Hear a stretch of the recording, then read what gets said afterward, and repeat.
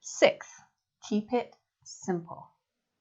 Often, developers complicate the product because of how complex the algorithm is to get to the solution. A tester understands this simple fact: the user wants to do this. Testers should always wear customer-focused hats in keeping it simple.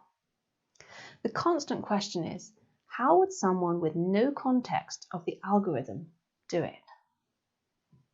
Seventh, respond to change. A lot of things in Agile projects change. Understand its contents and identify its impact. 8. Self-organize. Each individual in the team needs to be able to respond and self-organize to do what is expected of them at the time. 9th, focus on people. Open communication improves the relationship between team members and the goals thereof.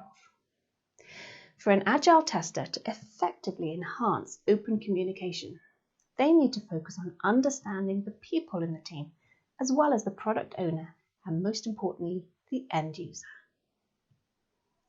10th, enjoy.